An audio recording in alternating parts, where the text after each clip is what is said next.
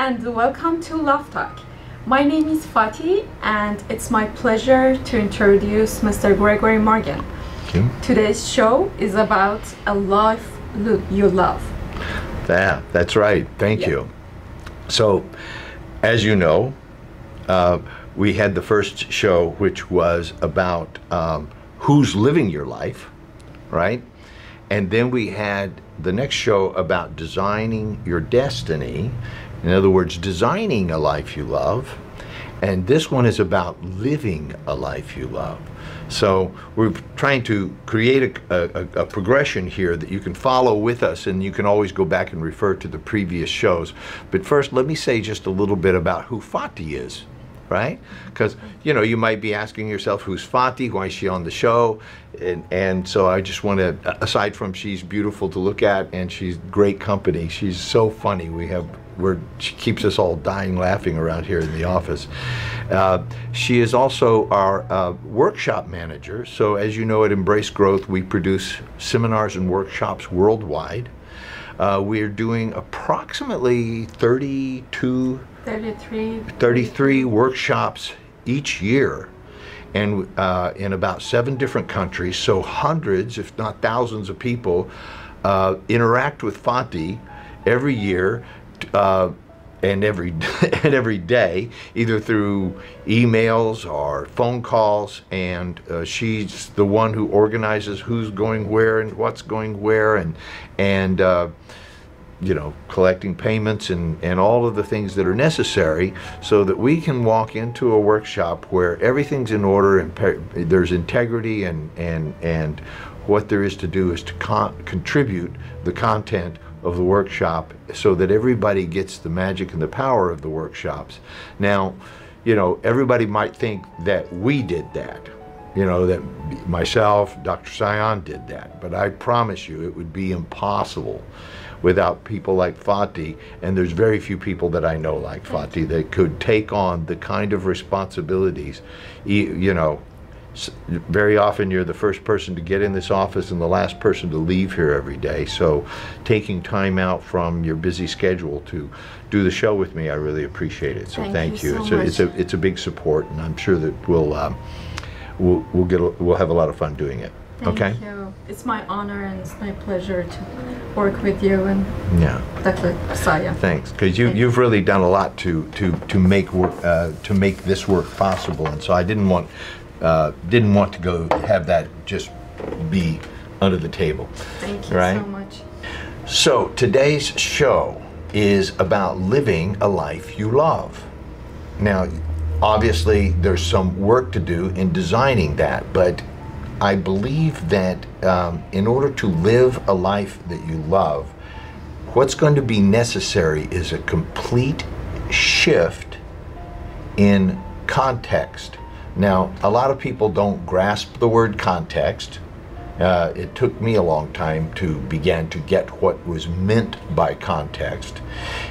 But context, another way of saying context, and a word that got overused a lot during the 90s and the early 2000s, is the word paradigm.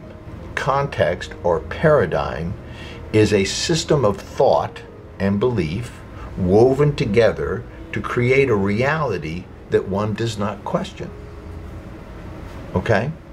One does not question this because everybody agrees on it. So it's sort of a context is a way of holding, if you will, your thoughts, feelings, and emotions inside of a certain paradigm or container, if you will, vessel. I'm using a lot of different words to describe. Another way of thinking of it, if you want to visualize something, is a context is a bowl.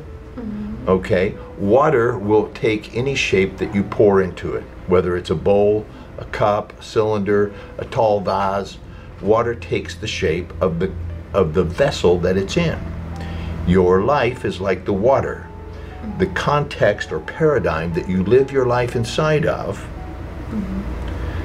gives the shape of your life. Okay? Your life turns out in function of the paradigm in which you are living. Okay? I'm going to give you some examples of some negative, limiting paradigms that you and I have inherited as human beings. Okay? One of the paradigms that we've all inherited is that resources are scarce. There's not enough. There's not enough food, there's not enough love, there's not enough time, there's not enough money, there's not enough beauty. There's just not enough. Okay? You and I inherited that. That is an ancient programming from a time when there really was a scarcity of resources. Right? There was a time where you might not eat. In fact, you might not survive the day. You know, you might not survive the winter. Your children might not survive. Okay? So something or someone might take your life. So scarcity was deeply inbred into our genealogy and is passed on from generation to generation to generation. And so you just sort of wake up into a world where it is understood and never questioned that there's not enough. And you don't even know that you're thinking that. It's a scarcity model of thinking, there's not enough, that you bring to the table already before you even open your mouth. So you go to have a relationship with someone, you go to date someone or be in love with someone or care about someone, and you're bringing to it like a program running in the background, right? There's not enough. There's a scarcity of resources, you know. There's not enough, whatever. I'm not smart enough. I don't have enough money. I don't have enough time. I'm not pretty enough. I'm not smart enough. I'm not tall enough. I'm not rich enough, right?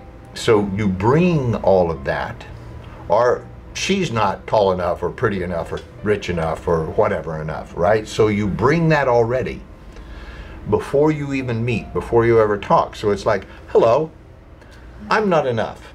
I'm very lacking in so many things. I'm not tall enough, rich enough, smart enough, educated enough, and you're not enough either.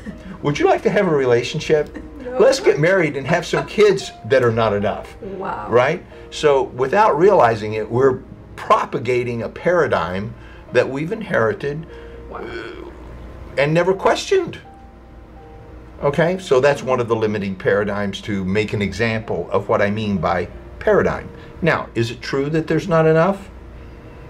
I can produce abundant evidence that there is more than enough. There's more than enough money. There's more than enough time. There's more than enough resources. You know, go down to the beach and ask yourself, is there enough sand? You know, go out to the ocean and ask yourself, is there enough water? You know, go out to the forest and ask yourself, is there enough trees? Is there enough birds and ground and earth? You know, is there enough oxygen? You know, there is more than enough. Look up in the stars at night and say, is there enough in this universe? I mean, there's abundant evidence that we live in an abundant universe with much, much more than we could possibly ever need to just survive. I propose, for example, in that one example of paradigms, a limiting paradigm, that you begin to shift your paradigm into, wow, this is an abundant universe. I live in a prosperous and abundant environment.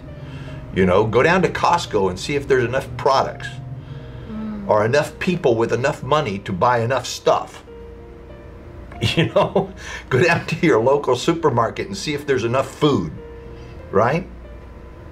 Now, I know you could focus on the places on the earth where there's not enough food, right? And say, well, see, there's not enough food. But that would be purposely limiting your paradigm so that you could, what, feel disempowered or feel sorry or sad or upset or guilty because you have more than enough. So that was one of the things that our parents used against us when we were kids. You know, eat everything on your plate. There are starving children in Africa. So, you know, now I'm eating for the children in Africa, even though I'm getting fat, you know? and I'm full and I don't want to eat anymore. But the starving children, so my eating somehow is going to change that. You know, the paradigms that we inherit are passed down. I'm certain their parents said something like that to them.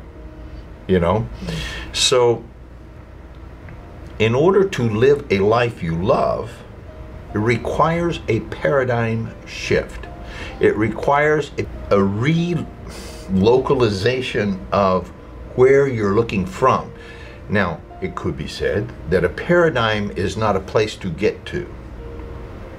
Right? It's not like, oh man, I got to shift my paradigm. Right? I hope you're not thinking that.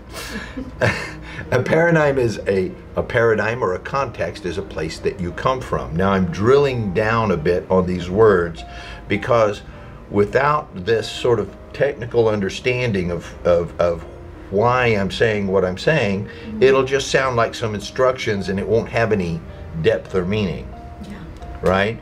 And I'm out to cause a shift in your perception such that you see the world in a different way. So just like we could move from a scarcity model of seeing the world, there's not enough, to an abundance model or paradigm, and say, wow, there's more than enough. How can I use it wisely? How can I prosper and create more abundance and share with others?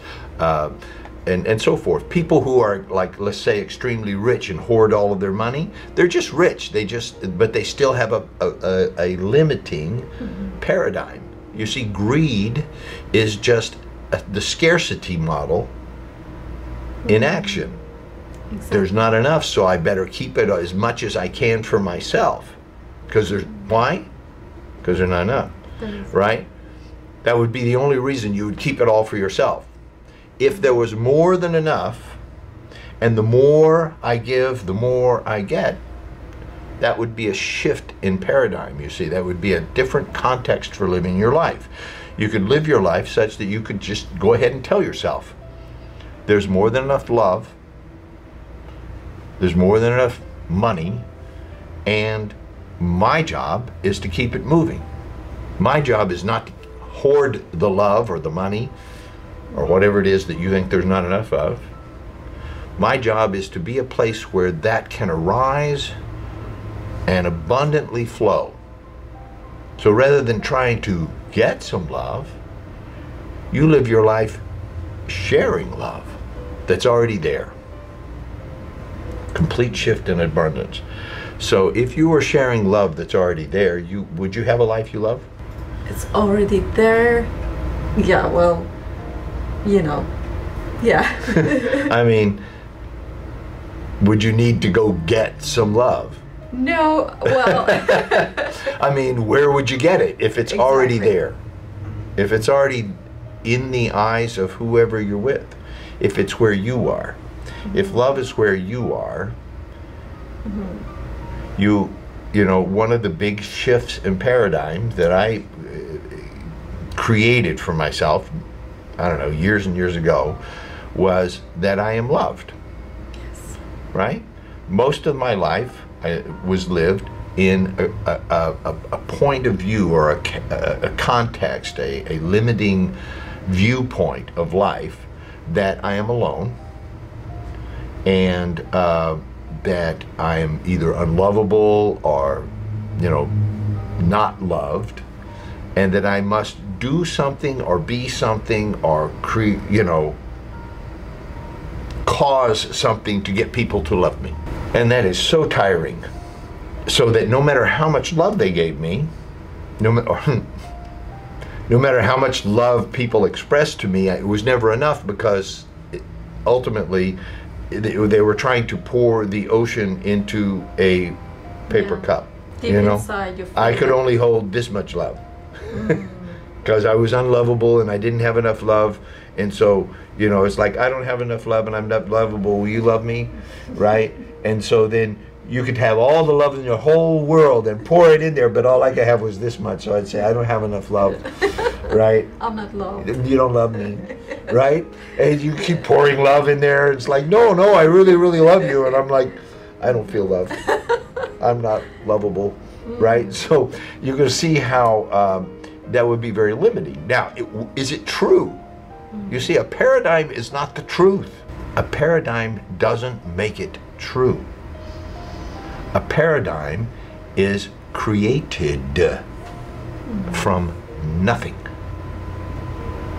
You can't, there's not a paradigm out there you're going to go find it and then run into it and go, oh, hey, you know, there's one, right? No, if you open somebody up, there's no paradigm in there, right? A paradigm is created, and it is created in language. You speak it into existence. It does not exist, okay? So when we talk about designing your destiny and living a life you love, I want you to consider that there are words that give points of view about your life, okay? How many times have you heard things like, life is tough and then you die, right? Right. Stuff like that, right? That's a great context, right? Love is a battlefield. Oh, that's great. Let's have a great relationship so we can both battle, right? Love is a battlefield. That's another one. What are some of the paradigms that you think that you've grown up with that are very limiting? After laughter is Tears? tears. After laughter is tears, right? Yeah. Oh, so you better not laugh too Yeah. much, right? Because then the tears are going to come. Exactly. Right, yeah. That's what we say in Farsi very much. After laughter is tears, right? Yeah. What's the thing that people always do about, like, to protect themselves from the evil eye? Yeah. Right? There's the evil eye. And Yeah. there's sayings about that. What are some of the things? If you say it loud, the evil will hear it and something will happen. Something will happen, Yeah. right? Right. Yeah. You don't have to say what you want. Your dreams. Yeah, your dreams loud. You should keep it to yourself. Keep it to yourself. Yeah. Otherwise, someone is gonna destroy what you want. destroy your dream, Yeah. right? With their evil eye. Yeah. Right? Yeah. So those are Exactly. paradigms or contexts that are passed down through history, right? Who knows where that came from? And maybe there's a little grain of truth in there somewhere that somebody said one day, and they said something, and then that became, right? They got some agreement, and then that got started sharing, and then somebody eventually put a wise person's picture on Facebook with that words next to it, and then that became like the reality, right? That now it's the truth. These days, if you post any random thought that you have next to a photo on Facebook, that makes it true. Yeah. Most people get their wisdom from reading quotes by somebody else with pictures of somebody else, right? The idea of actually self-introspection, thinking for yourself, shifting your way of viewing the world, and thereby, because you are seeing the world in a most empowering way, having insights, inner visions, inner thoughts, feelings, emotions, ideas that arise from inside of you, come up into your consciousness so that you actually have a sort of awakening, and you go, wow, I just realized something, right? I just saw something that I understood on a whole other level that is maybe not even logical. You know, it didn't come from learning strategies or studying in books, but it arose from inside me. An inner knowledge arose, and you began to understand things from a whole nother perspective. That's different. That's not something that is practiced these days. And living a life you love actually requires that.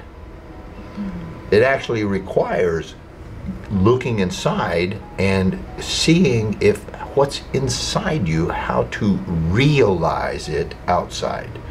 So the connection between the inner world, these sort of thoughts, feelings, emotions, and I understand that there are sort of understandings that are like woven tapestry of thoughts, feelings, emotions, memories, intuitions, right? Right. Woven together with bits of information that you've gathered at different times in your life. They all come together sometime like a tapestry, and you go, whoa, right? And you have sort of a aha awakening, right? Those things are absolutely essential. And if you are not pursuing some form of practice that leads you to that, then living a life you love will always be somewhere out there in the distance that you are pursuing, but maybe not actually living. One day you will live a life you love. Someday I'll live it. Not today, because today, you know, I'm not ready, I'm unworthy, and I only have this little cup, right? So I, you know, not good enough yet, but someday I'll have a bigger cup, and I can have more love and more money and more time and more energy and more wisdom.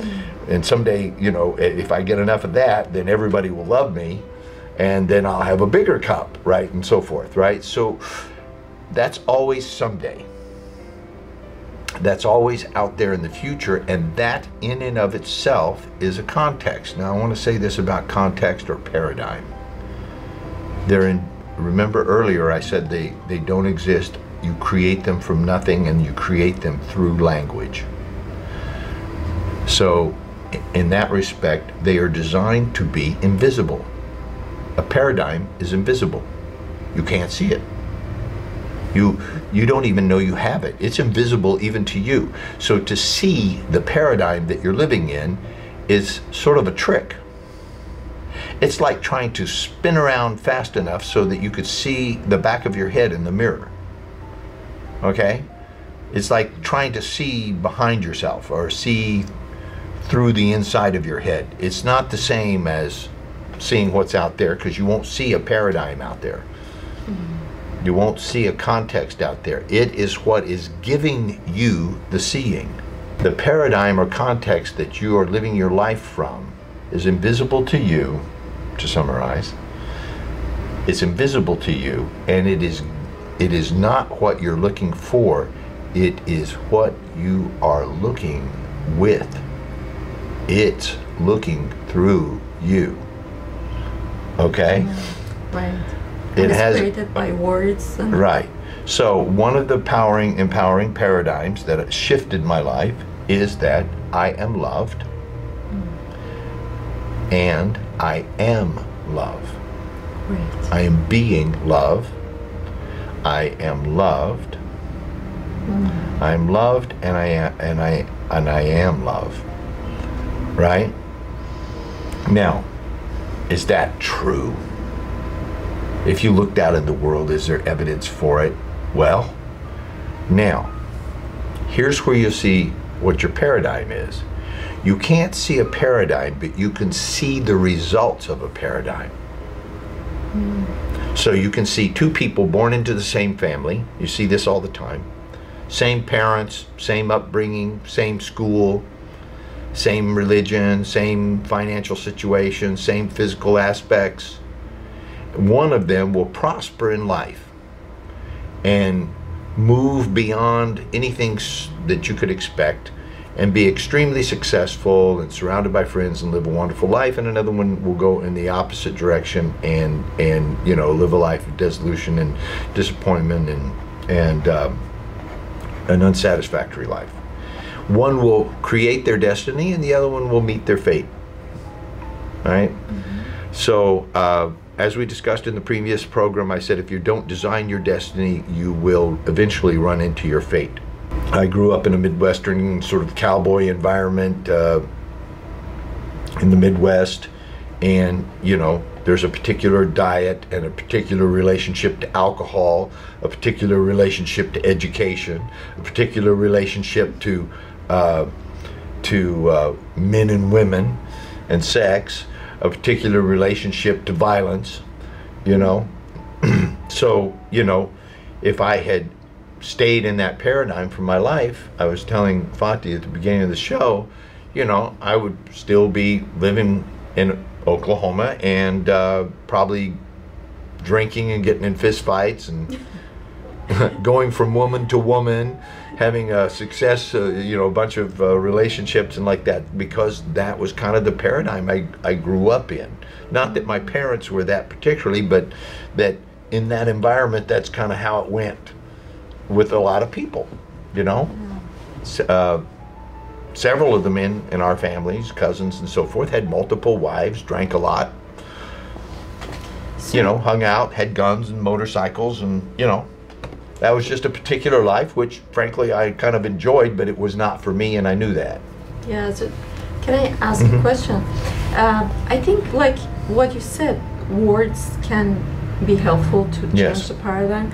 So what about like affirmations, like to repeat to yourself like every morning, like I'm good, I'm loved, you know?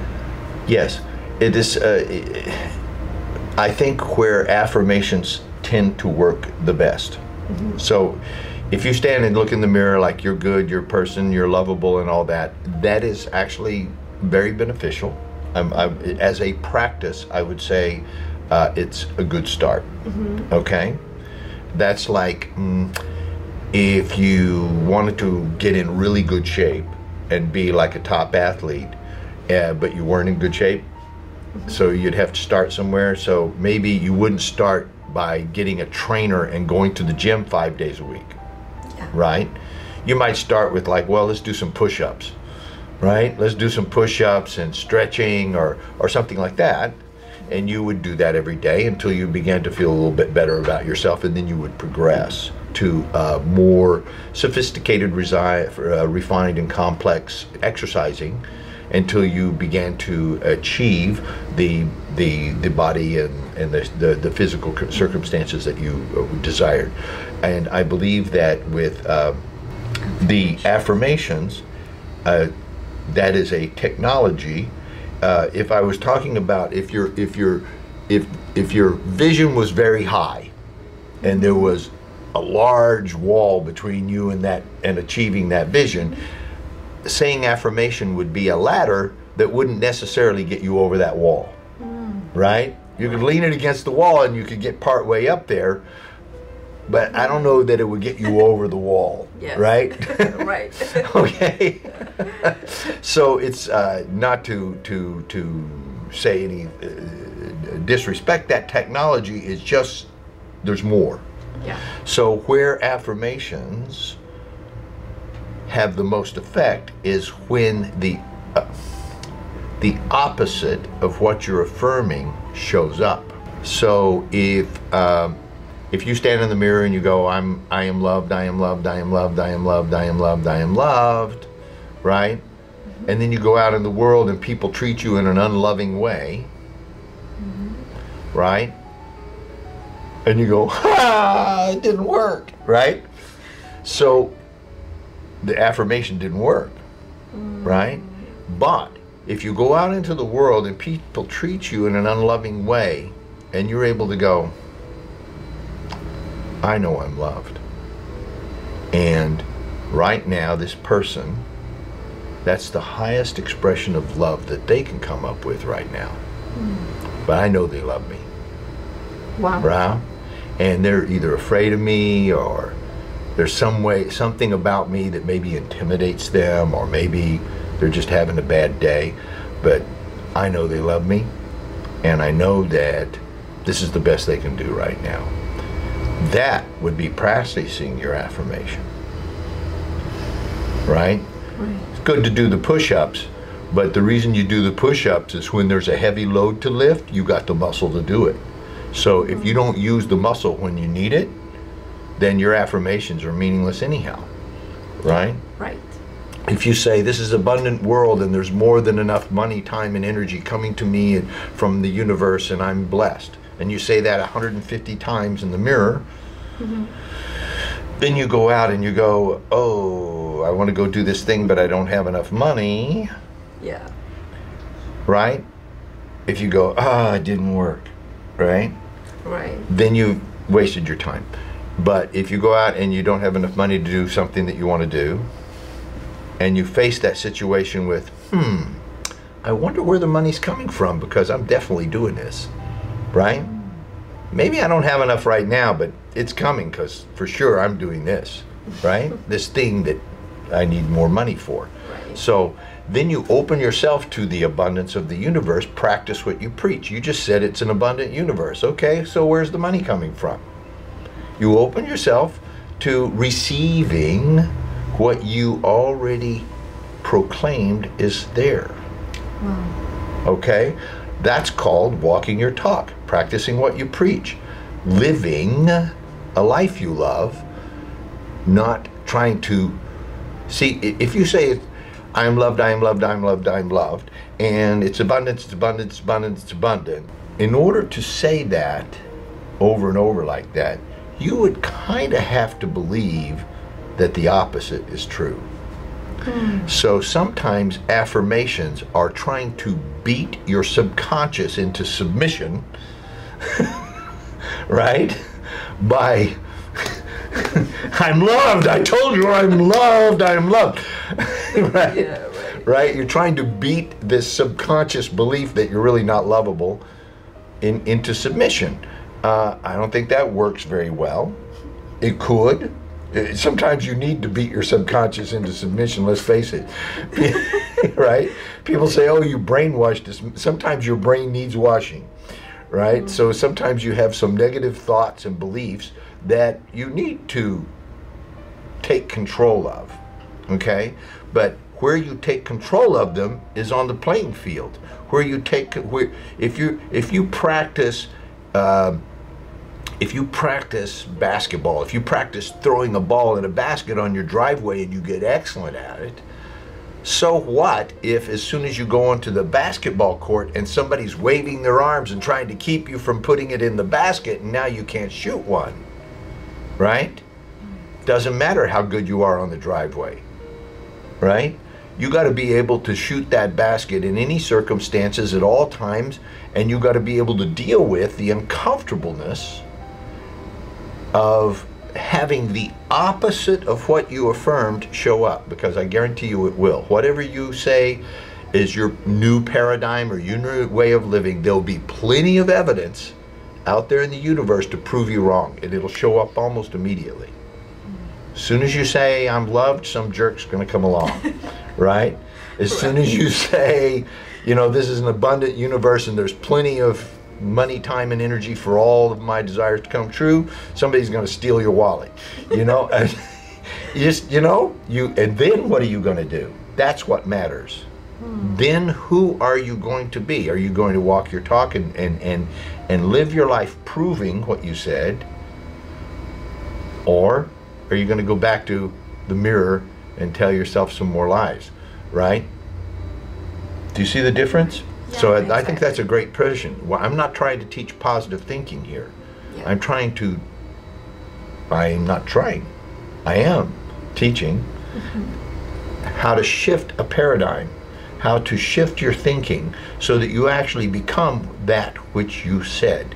So we'll be back to that in just a few moments. We're going to take a brief break, and we're going to come back and I'm going to talk some more about how to shift a paradigm, how to shift into another way of living so that you actually begin to walk your talk and live the life that you love.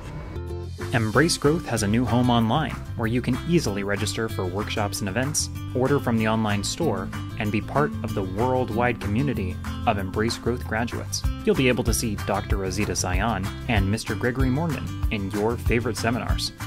Visit us today at embracegrowth.com. The Embrace Growth app is finally here. You start by signing in just as you would online, and from there, you'll see all of your account settings. Once in the app, you'll have access to events and all of Embrace Growth's original content. Registering for workshops and seminars is easier than ever, and tools for managing your profile and options are built right in. Schedule private sessions and connect with the global Embrace Growth community. Download it today on the App Store. Hello, welcome back to Love Talk. My name is Fatih. We are here with Mr. Gregory Morgan discussing living a life you love. Thank you.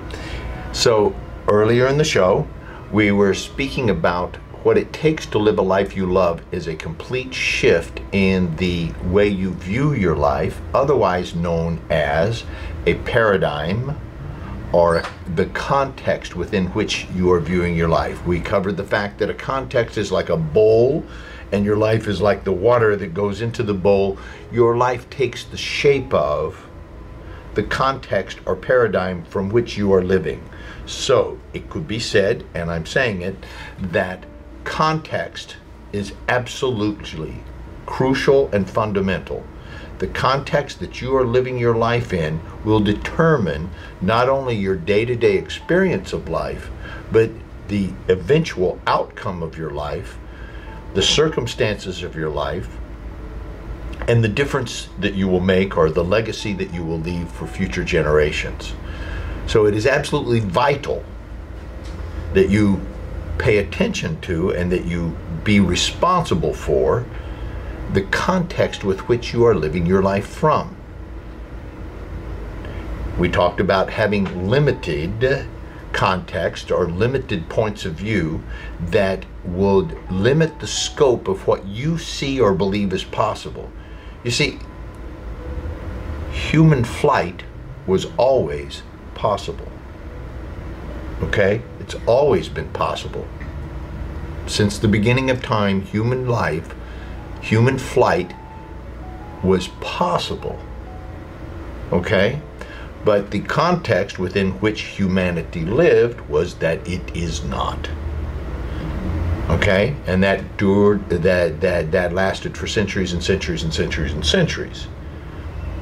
Okay? But the aerodynamic possibilities, birds fly, and what we call birds today are the last remaining ancestors, by the way, of the dinosaurs. Dinosaurs developed into, there were certain ones of the dinosaurs that actually flew. Pelicans are some of those ancestors. Pelicans have, okay, so I don't want to get too far into that, but I'm just saying that flight was always possible, and human flight was always possible.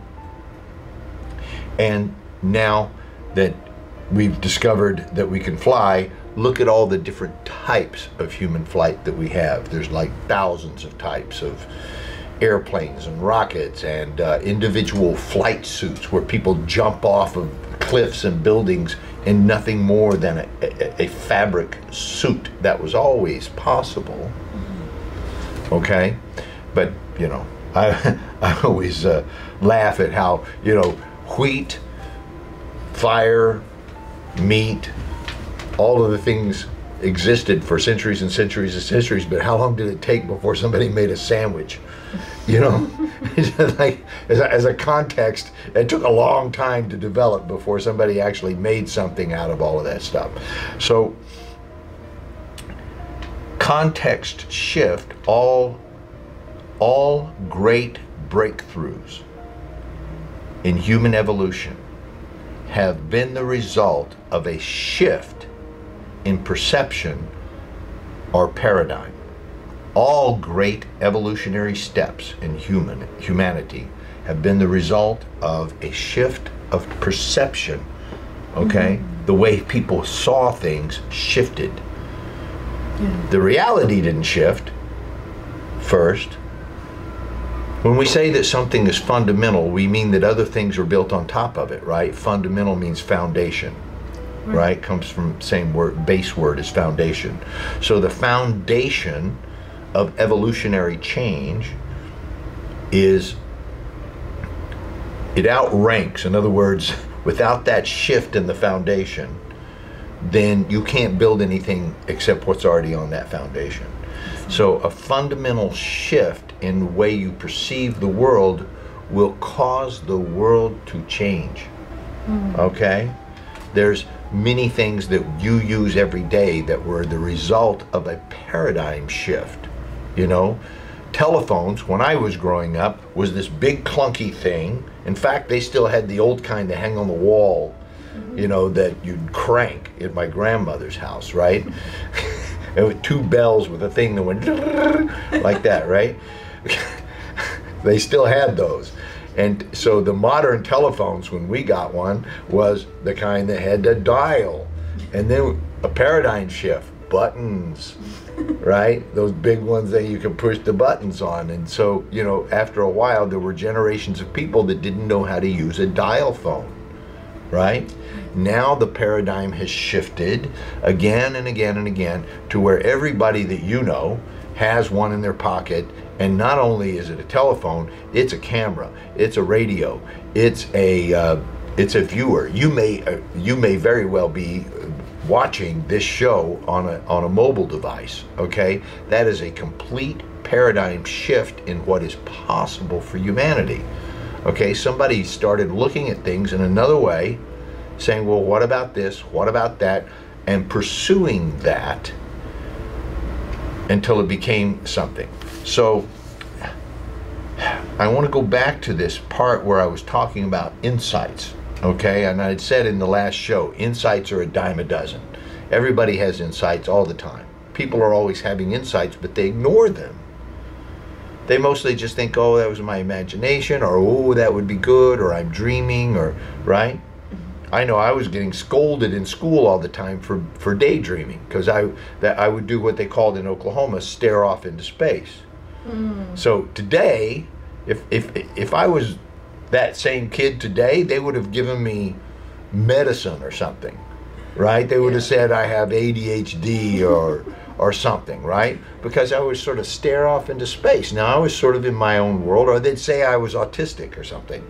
No, I was seeing and imagining things that were much more interesting than whatever they were teaching me in school, and that was kind of important, but I could get it like that. It was too easy.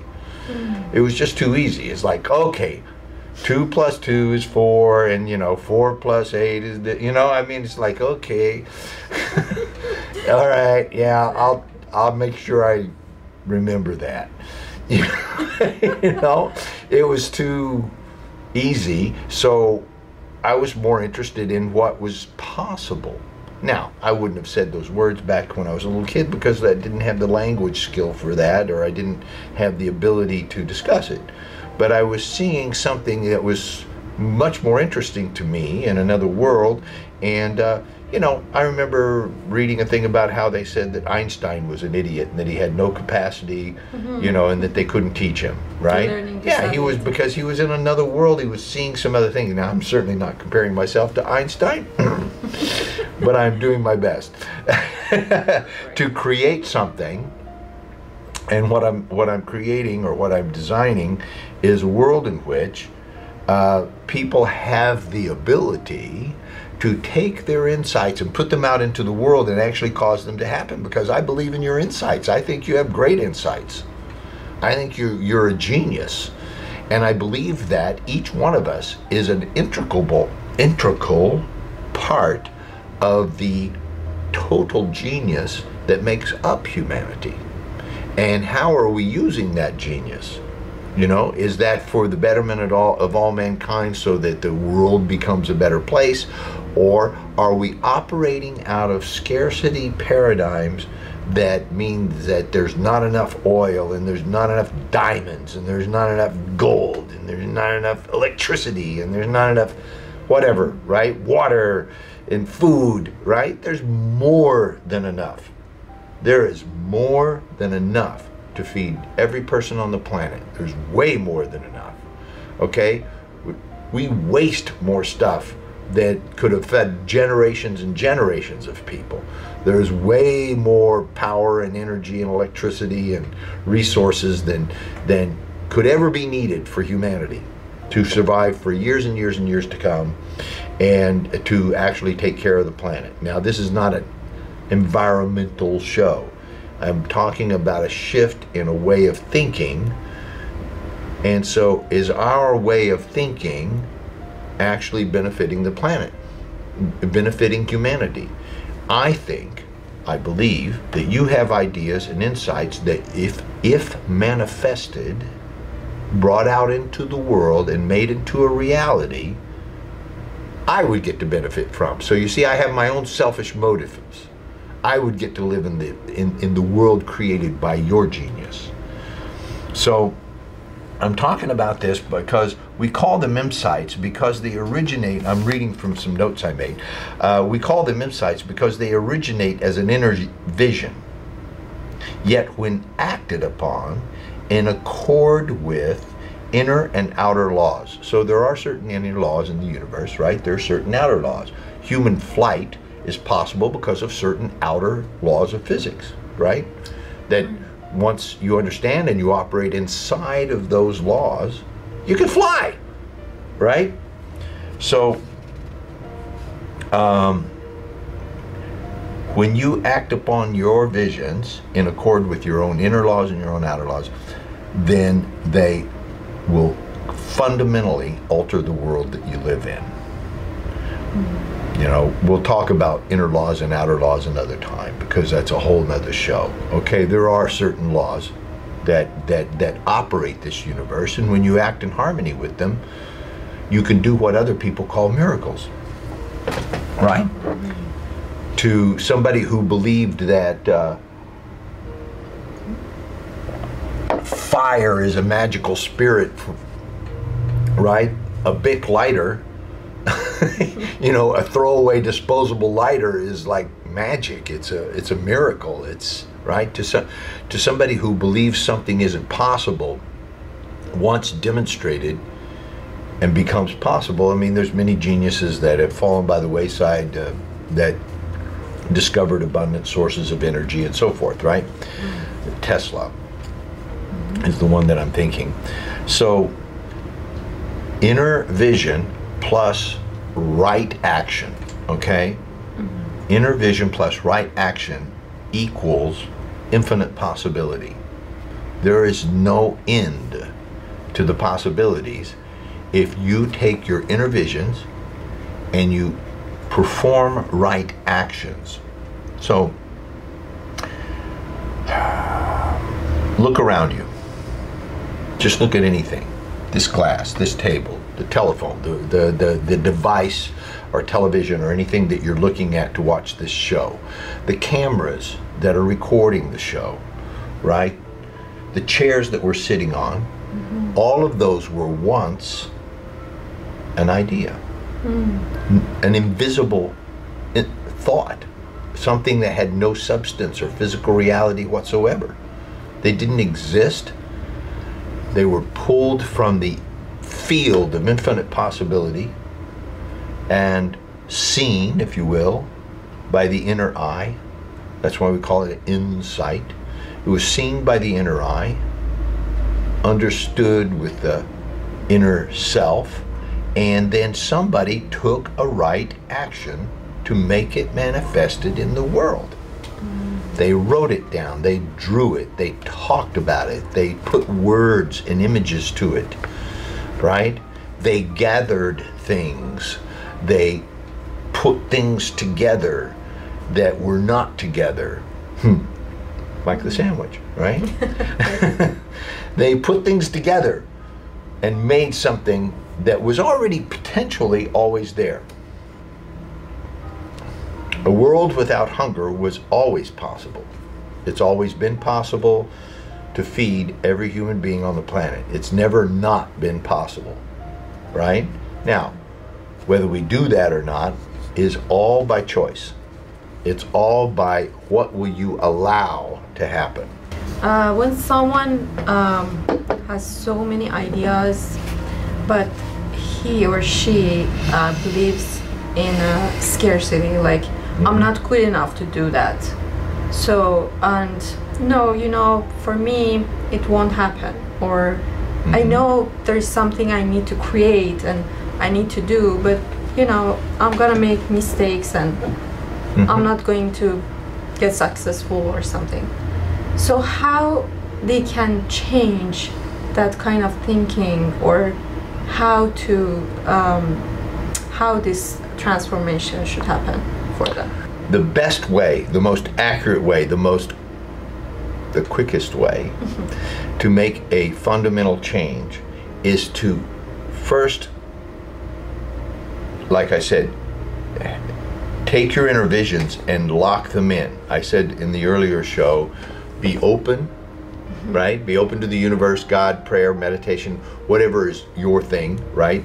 But something that puts you in a higher state than you're normally in, right? Right. And You know, listen, a lot of people are thinking, oh man, you know, pot does that for me, and you know, right? I'm not talking about artificially getting there. I'm talking about getting there on your own, because when you get there on your own, well, hey, guess what? You can go back. You can do that anytime, you know? If you know how to, somebody gives you an address across town that you've never been to, and it's not a part of town that you've been to before, but you find your way and you get there. Yeah. You can go back now, right? Next time you can go there. It's not a problem. You went there. You've engrammed, you've created an engram, it's called, right, in your neurology that can take you there, right? If you just get in a cab and they take you there, probably you couldn't get there again on your own, right? So you'd end up in the same spot, but you would be dependent now on a cab to take you home and take you there again next time. Do you see what I'm saying? So taking drugs is a bit like that. You can get where you want to go, but then can you get there on your own? Okay? I think it's more important to be able to, if you want to live a life you love, to be able to create this life on your own. So the first and foremost, open yourself to having the sort of insights, and then I said earlier, I used these gestures so that you could map them onto your own body, your own neurology. I said, be open, gather it in, gather the information to yourself, and then lock it in. Okay? Lock it in. Now, what do I mean by lock it in? Write it down. There's 3 steps that I call locking it in. Writing it down or drawing it, you know, do something so that you have a physical manifestation of it. This inner vision is manifest now in words and images, both if possible, because words come from one side of your brain and image comes from the other. So when the two come together, you're already on your way, right? When you got words and images that go together and match up, and it's manifested outside of you in a drawing or something, right? That's what architecture and design is, right? You draw something and then you write words to explain your drawing. Now you've taken something from inside your brain and put it out there. I don't know if it's your brain, but you put it inside, or it was inside you and you put it out there, and it exists outside of you in space and time. You could die and it's still there. You could forget about it, it's still there, right? You could tell somebody about it and somebody else could come along and find it and translate it into 15 languages. It's still there, right? So it exists outside your mind in space and time as a physical manifestation. You are already on your way to creating a reality of something that was just inside, just like the chair, just like the television, just like the light bulb, right? All of those were just some ideas. They got wrote down, people did all the right actions, and they eventually came into manifestation. Now, to answer your question more particularly, it's well known that they say Thomas Edison failed over 3,000 times to make a light bulb. Yeah. Okay? He just kept trying to make a light bulb, right? Now, if he was focusing on failing, I think he might have given up. If he was going around, man, I'm such a failure, right? No, he had a different context for his life. He had a different paradigm.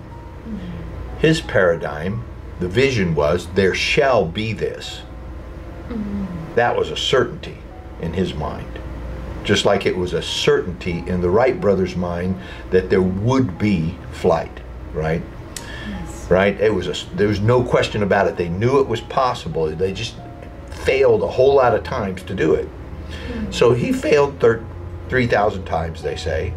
But his context was, okay, so I know 3,000 ways that it won't work. I don't have to try that again.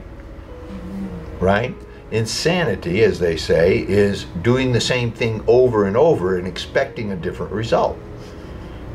That's just not good science. You know, good science is, well, that didn't work and that didn't work. So you keep a catalog, if you want, of all the stuff that didn't work. You know, you can just have a whole stack of things that didn't work in your mind and keep your vision on this shall be.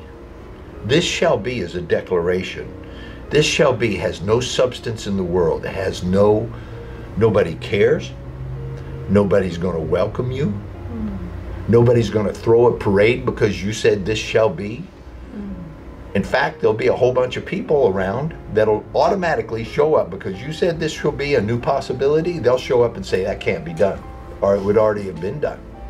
You know, you can't do that. Who are you? Right? Who are you to do that? Right? I'm speaking from my own experience, okay? My life's been filled with people telling me all the stuff I couldn't do. Yeah. If you can't believe in yourself, you know, there's things that I see are possible. I choose to believe they're possible because, after all, I get to say what I believe and what I don't, right? A belief is nothing more than an idea that you are convinced is true. Okay? It doesn't mean it is true. You've just convinced yourself that it is, right? So I choose to convince myself that certain things are true, okay? And these are the things that we've talked about at Embrace Growth that we believe is possible for humanity and in relationships. Does that mean it is true? Well, currently it's not true, but I believe that it's possible, right? And so you will always have things that you believe in that others will say, it's not true, it's not possible, like that. Believing in yourself, I believe, is a misplaced loyalty. We say believe in yourself, and that is a good thing. However, you're fallible. I'm fallible. We're human beings. We have days where we're lazy. We have days where we're not worth it. Right? We have days when they're not worth it, right? Right? Let's face it. It's kind of... We do the things that we love. We say, oh, I love humanity and I want to make a big difference in the world. And then there's days you wake up and you go, you know what? They're not worth it. That's just not worth it. I'm not worth it. I'm not good enough, smart enough, tall enough, pretty enough. I'm not enough, right? So that old paradigm can sink back in, right? It'll right? And then there'll be other people who come in and tell you that, right? You're not enough, and all that stuff. So I don't think it's enough to believe in yourself. At the end of the day, what really matters is that you believe in your vision. Now here's how you believe in your vision. You make it real. How do you make it real? You open yourself, you gather it, you lock it in, and then you're not done. You have to share it. Wow. You have to at least share it with one other person first until they get it. This is called enrollment. You create a future with another. In other words, they're listening to your future that you're creating, this vision that you have, and they go, oh, and then they get it too. Okay? Now your future, your vision, is already become real for another. One other person. If you can do that, that will give you the strength to then share it with others. Okay? Now, that doesn't fit inside the paradigm of don't tell your dreams to people because an evil eye will come along. Now, I've said the equivalent, the modern equivalent of that just now. If you tell your vision to people, there will be people that say you can't do it. It's automatic. Why? Because you've challenged their paradigm. And now let me tell you something. People are highly, highly motivated to have the world out there correspond to what they believe is true and possible. Can you get that? You are, I am. Exactly. Everybody is, right? I have to believe that this water is clean and drinkable in order to drink it, right? Right. But there is a whole lot of people that will say that this Los Angeles water is not good for me to drink. I got to believe that it's good enough for me to drink and that it's going to... So when I drink it, I'm drinking water that's helping me, that's good for me, that's replenishing my body, and that's the world I choose to empower. Right? Is it true? Prove me wrong. Yeah. Here I am, healthy, drinking water. Right? So, do you get my point? Got it. Yeah. So the old time version, the ancient version of don't tell people your dreams because, you know, they have the evil eye, I'm upgrading that conversation to when you challenge somebody's reality with a new possibility, they get upset. Yeah. They get upset and they say, no, because they can't believe it. But that's why I said you gather, you lock it in, you share it with another, then you share it with others. This is called leadership. This is called leadership. You share your possibilities with others, and when they get it, then it can start to become real. Okay? When other people get it, because if your possibility is big enough to make a difference in the world, you can't do it by yourself. You'll need a team. You'll need people to cooperate with you. You'll need resources you don't currently have. Okay?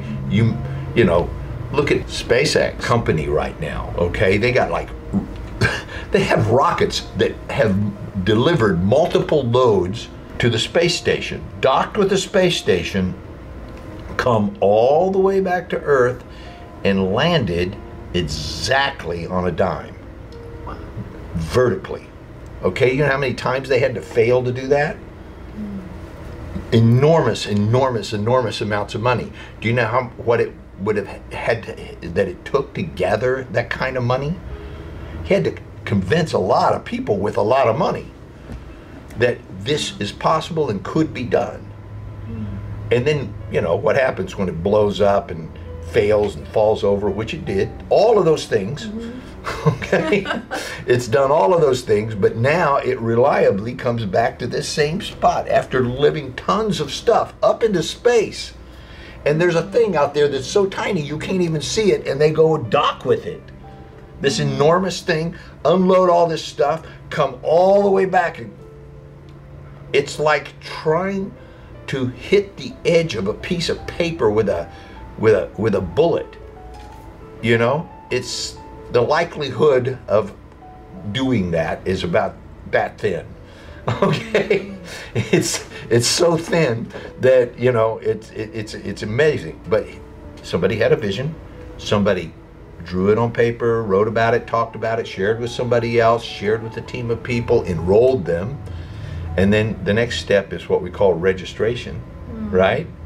You're the registration manager. A lot of people are enrolled in our workshop. Oh, that sounds very interesting. I will do it someday. That's like people telling SpaceX, that's a really nice idea. I might, you know, I'd like to see that happen. Right? That's different from the ones that say, here's my checkbook, man. I want to be part of that, right? Yeah. I'm going to help you make that happen. So that's like making it real in the world, okay? So a spaceship that can land on a dime vertically without blowing up or killing anybody was an idea in somebody's head, totally invisible. Now, did he believe in himself or did he believe in his idea? Believe in his idea. I believe he believed in his idea. I believe he had, in fact, I know that he had a nervous breakdown. So there were times where believing in himself was not enough. Okay, so I don't believe that believing in yourself is enough. If you want to create a life you love, you need to have a vision. You need to really lock it in, design it, write it down, share it with another, share it with many others, and begin to take the proper actions that would make that happen, and accept that you're going to fail sometimes. That just comes with the deal. You know, if you're so undisciplined that you can't handle the fact that you might fail sometimes, then get used to having a limited paradigm and you just live in the life that everybody else gave you, because, you know, the life you love, that you choose, that you design yourself, that's not available to you. All right? What's available to you is infinite possibility if you're willing to take right action to fulfill your destiny.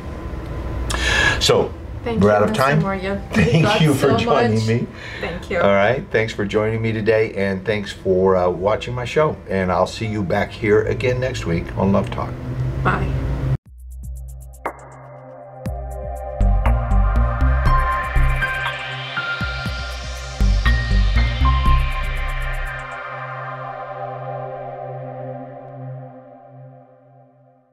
Welcome to the Embrace Growth app. There's a new way to communicate and join in. Create your free account online and sign into the app.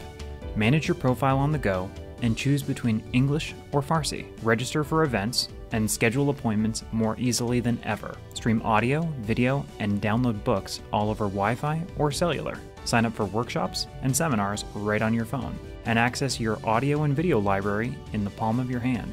Take your favorite lessons from Dr. Azita Sayan and Mr. Gregory Morgan with you. Download it today on the App Store. A haven for the weary soul. A source of inspiration and community. Redesigned to bring you meaningful experiences and unforgettable events. We are a worldwide community of vibrant individuals, displayed in the people who are a part of it, from many nations, backgrounds, and beliefs. Through powerful outreach programs, the struggles of everyday life are confronted and conquered, transforming those who participate into the best versions of themselves. One-on-one sessions are available to keep you headed in the right direction, coupled with the best resources to remind you how to live, whether at home or elsewhere. Programs designed for men, providing the building blocks of maturity, commitment, integrity, and leadership, paving the way for productive and fulfilling manhood.